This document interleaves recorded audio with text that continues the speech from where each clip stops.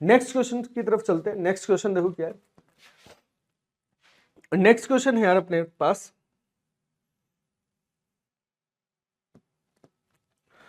For the system of linear equations this which of following is not correct. इनमें पूछा है कि कौन सा ऑप्शन जो है वो हमारा नॉट करेक्ट है।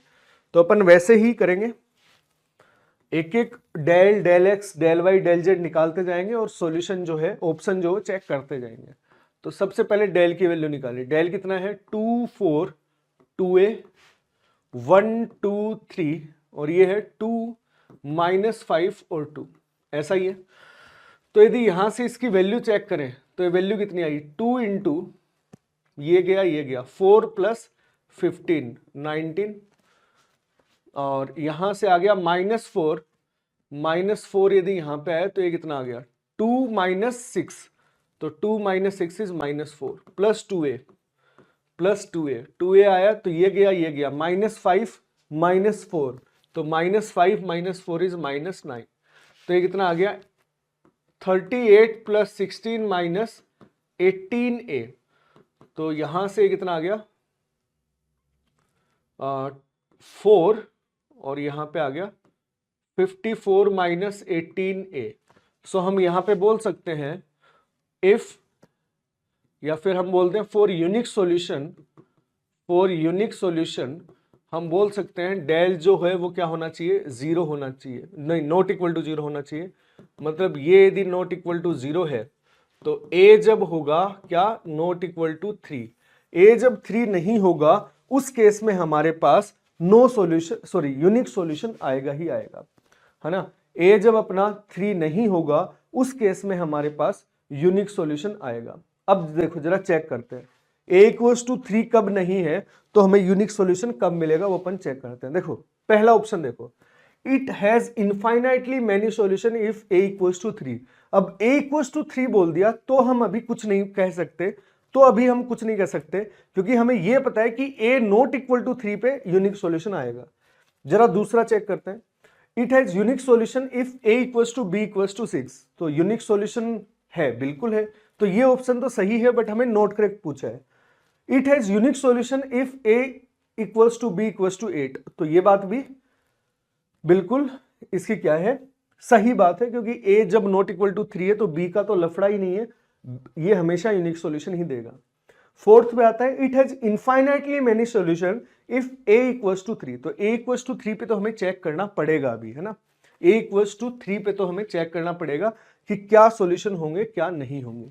तो इसके लिए अभी तक देखो हमें ये पता लगा ये सही है ये सही है, गलत कौन सा है ये हमें नहीं पता लगा। तो अब हम डेल एक्स पे आते हैं। जरा हमने डेल एक्स कैलकुलेट किया तो डेल एक्स कितना आ गया भाई, डेल एक्स आ गया B48 4 2 -5, ये आ गया 2a 3 और 2, ये आ गया डेल एक्स। तो यदि डेल एक्स को यदि हम चेक करें तो ये कितना आ गया b × 4 + 15 19 -4 इंटू ये कितना आ गया 8 - 24। तो 8 - 24 इज -16, 8 - 24 बिल्कुल, और प्लस 2a हो गया, और 2a को इंटू में क्या आएगा -20 -16 तो -36 = 2। ये हमें एक बार चेक करना है। तो ये कितना आ गया भाई, ये आ गया 19b + 64 - 72a, ये अपना आया डेल एक्स। अब अपन बात करते हैं डेल एक्स के बारे में कि क्या कहना चाह रहे हैं। अब जरा पहले ऑप्शन के पास आओ। इसने बोला यदि a = 3 है और b = 6 है तो a = 3 डाला एट a = 3 और b = 6 हमने यदि यूज किया तो ये 19 × 6 + 64 - 72 × a, तो 72 × 3 हमने ये बोला तो ये कितना आ गया यहां से 9 6 4 मतलब 114 आ गया ना सिंपल, और ये कितना आ गया यहां से 6 और ये, तो ये नॉट इक्वल टू 0 आ रहा है यदि हम ध्यान से देखें तो, है ना।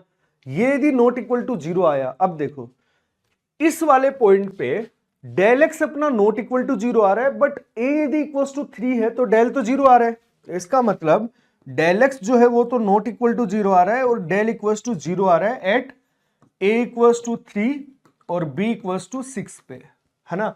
इसका मतलब इस जगह पे तो हमें क्या मिलने वाले हैं, नो सॉल्यूशन मिलने वाला है ना। इस पॉइंट पे तो पक्का हमें नो सॉल्यूशन मिलने वाला है। तो ये ऑप्शन गलत था, ये ऑप्शन गलत है, बट हमें यदि गलत ही पूछा है, गलत का ही साथ देना है, तो पहला ही जो ऑप्शन है वो अपना करेक्ट ऑप्शन हो गया, है ना। तो अपन जैसे जैसे चेक करेंगे, अब यहाँ पे डेल वाई और डेल जेड हमने कैलकुलेट नहीं किया, तो हम सब कैलकुलेट नहीं करने जाएंगे। जैसे जैसे हम एक एक डेल एक्स ये सब निकालते जाएंगे तो ऑप्शंस पे अपन चेक करते जाएंगे ना। तो पहला ऑप्शन जो करेक्ट